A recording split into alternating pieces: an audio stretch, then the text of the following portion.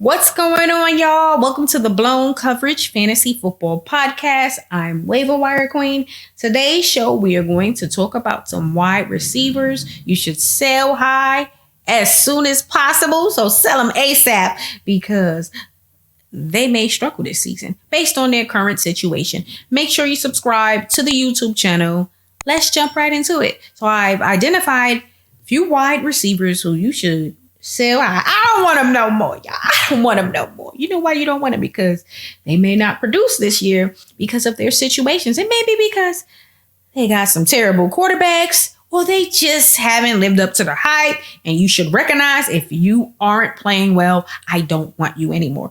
Don't hold on to a player that you know daggone well ain't going to produce. Just let it go, let it go, let it go. Let's go. DK Metcalf, who I really love. I really like DK Metcalf with the Seahawks. However, there is a big difference in Russell Wilson and Drew Lock. If you watched the Denver Broncos last season or the last few seasons, you know daggone well what I'm talking about. I want Russell Wilson throwing the ball, even with a broken finger, to me.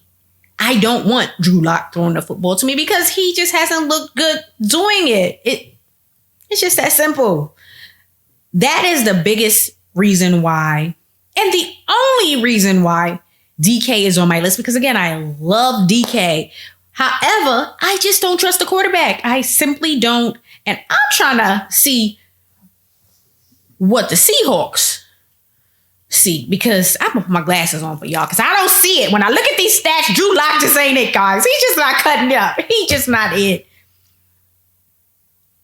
Sell high, move on. But if they do draft the quarterback, then you want to think twice. But right now, if you have DK, you probably stress stock down, in my opinion, as long as Drew Lock is the quarterback. Do they really think he's the guy, their guy? Hell to the no. Hell to the no. They know daggone where they lied out here in these streets. They know he ain't the guy, but you know, that's the guy they have right now. If you got DK, try to get rid of him. Unless they draft a quarterback you feel is better than Drew Lock. 2021 was a down season for DK. It simply was. 129 targets, 75 receptions, 967 yards, and 12 touchdowns. I really love the 12 touchdowns, but the yardage is down. Russell had some issues and then got hurt. Again, I want Russell Wilson throwing the football to DK or a competent quarterback throwing the football to DK. I don't trust Drew Lock. I've watched enough of Drew Lock. I had him in a Dynasty league and I released him. In this league, everybody and their mama is on a team. When you look at free agency, you keep on looking and you keep on scrolling, you keep on looking and you ain't nobody in free agency. But I released Drew Lock and someone picked him up. I'm like, okay, going, they even spend $1 on it. I'm like, oh, woo, that's a valuable dollar. I'm tight. I'm not spending my dollars on no Drew Lock. But he's just not that guy, in my opinion. And apparently they may see something in him in Seattle, but I think it's going to hurt DK's stock. Jerry Jeudy hasn't been able to take off in his young NFL career because of Drew Lock. And Cortland Sutton struggling because of Drew Lock. If you have any Denver Bronco wide receivers, you know that they are going to be on the rise. Their stock is up because they have Russell Wilson, who is capable of getting the football. So you have Drew Lock throwing the ball to DK. It's just not going to work for me long term. So I would stay away from him. There are other guys out there who you can trust based on their quarterback. Solely quarterback issue. He's only on this list because of the quarterback play, because DK is very talented. It's just a quarterback, which leads me to talk about my favorite, Tyler Lockett. I think I draft Tyler Lockett in every league because I love Tyler Lockett. Love his game. However, he got Drew Lock throwing the ball to him, and I don't want Drew Lock throwing the damn ball to me, not even in Madden. I don't want him on my team at all. He's going to struggle a bit. If they identify a quarterback, then obviously you can hold on to them. But if not, then it's like, ooh, how long is it going to take them to identify a franchise quarterback of Russell Wilson's caliber. It's going to be hard. Not every day do you see, well, we've seen a few franchise quarterbacks being traded. We've seen two, right? Wilson and Watson. A lot of quarterback movement this past offseason. But at the end of the day, you know that sometimes it's going to be hard for the wide receiver to produce because the quarterback simply is inaccurate, inefficient, inaccurate, inefficient, everything, just incapable of getting the damn football to the wide receiver at an accurate rate. So he's inaccurate. Woo! That's what I'm talking about. I just wanted to say it like that so y'all understand it. Tyler Lockett had a solid season last year, even though Wilson gets to that point where he has some games where it's just like, ooh, you Drew Lock? We know he's not. I'm put some respect on Wilson's name. However, the injury to Wilson kind of hurt Lockett's production. Nonetheless, it still was a solid season. He played 16 games, 107 targets, 73 receptions, 1,175 receiving yards, and 8 touchdowns. Wilson is gone. Wilson has left the building. He has Drew Lock throwing the ball to him. Sound the alarm, y'all. The alarm is sound for both of these guys, Metcalf and Lockett. I'm sounding that alarm because I don't trust their production. Not because these guys aren't talented. It's just the Drew Lock factor for me. It's the Drew for me. I'm staying away from him. Sell high, y'all. Go on and sell him. Sell him. Somebody gonna take him. Somebody will. Calvin Ridley with the Falcons is on this list. Terrible 2021 season. Left the game due to mental health issues. Ended up being suspended for at least the entire 2022 season. So his status is up in the air. I can't not have my wide receiver for a whole season in my Dynasty league. I would stay away from him obviously in the redraft. We have no business drafting him because he's not going to play. But if you are in a startup Dynasty league, I would stay away from him because we don't know what's going to happen. The last time he was on the field, he didn't look good. And now being suspended for a whole year, he's an Alabama wide receiver, so we already know how great they are. But at the end of the day, I just don't trust him right now because the last time he was on the field, it didn't look good to me. We all expected Ridley to take the next step this past season with Julio leaving the building. It's your world. You're the guy. You've been playing very well. And he didn't live up to the hype. Again, they said it was some mental health reasons. And, mental health is important. You have to take care of your mental health. That is the first thing. But now with the suspension for the whole 2022 season due to betting on games or whatever, gambling or whatever he had going on, that is a tough situation to be in if you already had him in a Dynasty league and he didn't perform well. And now you're having to sit him out a whole year. That is hard. And then you also got to consider how your commissioner has set up the league. What if they have IR slots? However, those IR slots do not allow suspended players to be in the IR slot. So now you have this young man on your roster and you can't put him in the IR slot. So he's taking up a roster slot on your team and you can't make any other moves to compensate for him not being available. So you have to think about so many factors. So if you can stay away, just stay away. There are other wide receivers out there. Okay, when you start missing time due to suspensions, I just simply don't deal with you. Guys, you have to think you are running your franchise. When you're in a Dynasty league, you are running your franchise. It's not just one season. You have your team long term. So the moves you make is going to either make or break you, whether that's short term or long term. And you want players who are available. And if it's a player who's constantly hurt, you don't want him. And if it's a player who uses poor judgment pretty much, then you may want to go on to someone else and add them to your team who's not missing a whole season due to something like this. And then you also got to realize he was already struggling. So I would stay far away from him. If you can trade him, just know his stock is down. But there is always somebody. There's always somebody who's willing to take a chance. And if it's somebody who's willing to take a chance and it is the price that you are looking for, then you need to kindly accept that trade ASAP and just move on. Who has 2 seasons, pretty much 2 seasons, or I'll say a season and a half, to be waiting on a player? It's kind of like with Michael Thomas. But he's coming back this season, right? So let's see what he does. Corey Davis with the Jets. I said the Jets were making a big mistake by signing him to that huge deal. I watched the Titans a lot, and he finally had a breakout season. Was on the Titans for a while. Wasn't producing. Finally have a breakout season when it's time to get the big contract. They don't give him the bag, which was smart. And the Jets do what most teams do when a player has a great season, their contract year, and sign him for a whole bunch of money, and he stunk it up. Came back down to earth. But he only played 9 games due to injuries.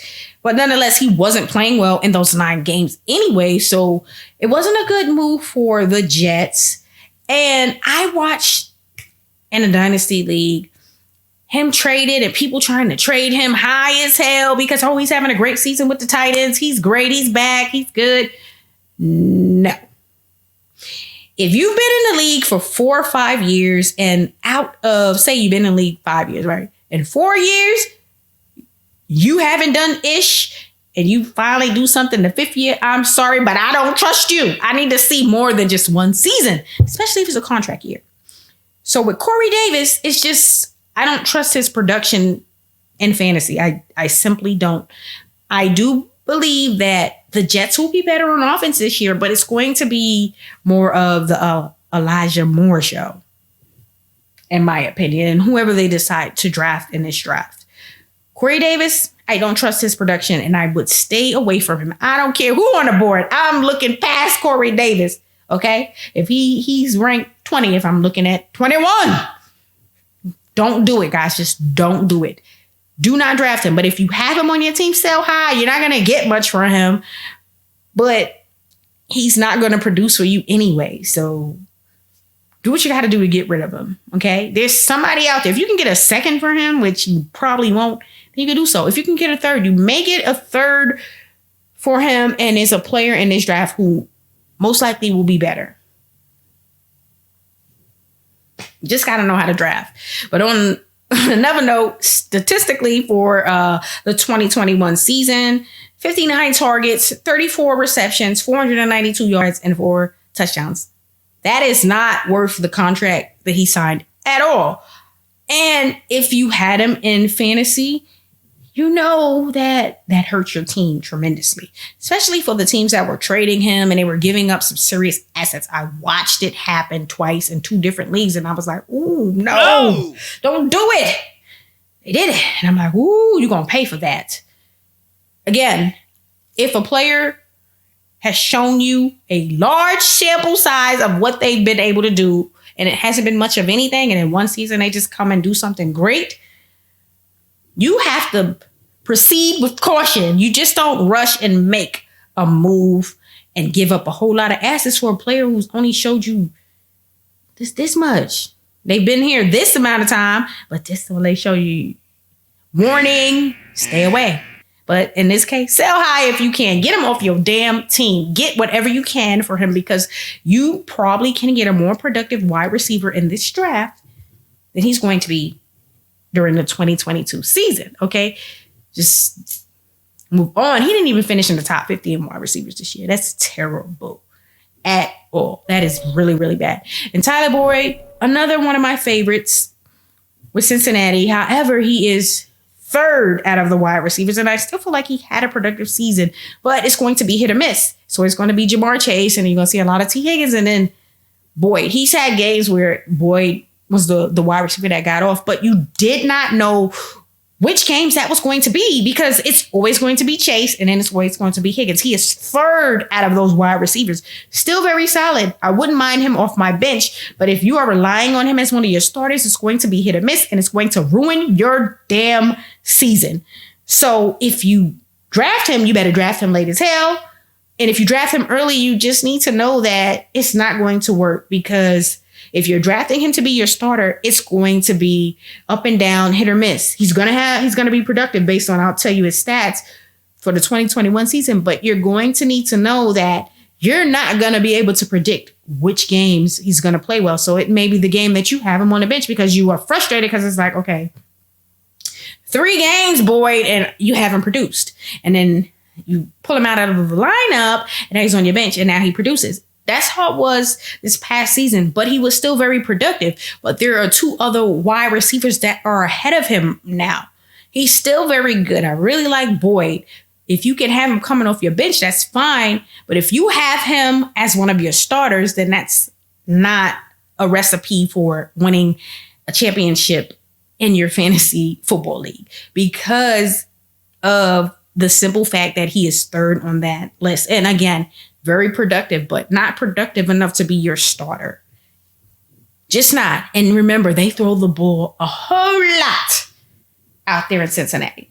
He played 16 games, 94 targets, 67 receptions, 828 yards, and 5 touchdowns. Not bad. Again, he's the 3rd wide receiver. And again, I really do like Boyd, but it's going to be hit or miss based on the fact that you got Jamar Chase, who is untradeable, and you have T. Higgins, who is very talented. And then you have Boyd. So you're going to have to think like, is it this game? Is it that game? And you don't want to have that. You can't afford to have the whole eeny, meeny, miny, mo approach in fantasy when you are playing weekly and it's competitive as hell and say you are playing in a money league. You simply can't. You don't want to be, should it be this game? Well, he didn't play good the last 2, but he's always playing good the 3rd game. Hell no. I want to know that this guy is good. Now, he's definitely good coming off your bench, but some people have drafted him to be their starters. I traded him in my league that I'm commissioned. That's right, y'all. I'm a commission out here in these streets. I traded him. And so that guy is starting him as one of their starting wide receivers. And it was just hit and miss all season last year. And I'm like, that's one of the reasons why I traded him. But he, in the past, prior to Cincinnati drafting Chase, he was always one of the wide receivers I felt was reliable. But now it's just a different situation because you have those 2 young, talented wide receivers, and Jamar Chase is the number 1 and Higgins is the number 2. And then Boyd is the number 3. That's just what it is. So it's not because he's not talented, because he's talented as hell. It's just circumstance. Chase, Higgins, Boyd. So if you have him, just make sure you know what the expectations are. The expectations are he's not going to come out here every week and produce like you want him to if you drafted him to be a starter. But if you have him coming off your bench in a spot start situation, or if players get hurt or whatever the case may be, that's fine. But you still have to understand, even with that, you don't know if he's going to get off that game. I expect his stats to stay within the same range, 750, 800 receiving yards, because it's the Jamar Chase world, y'all. Y'all know what Jamar Chase did last year in his rookie season, and then his is very good too. So if you can sell high, there is somebody who's going to want him because they're going to be thinking, oh, I can pair him with Joe Burrow and let them acquire a really good asset to get a player who you feel is a starter or who's going to produce more. That is what you have to do. Y'all make sure you subscribe to the channel. Leave some comments and let me know if we got it right. And then let me know some players at the wide receiver position you are selling high as hell because they're not going to produce based on what you project during the 2022 season. Going over to Spotify, Google, and Apple. Leave some comments and rate the show. Y'all have a great evening. Peace.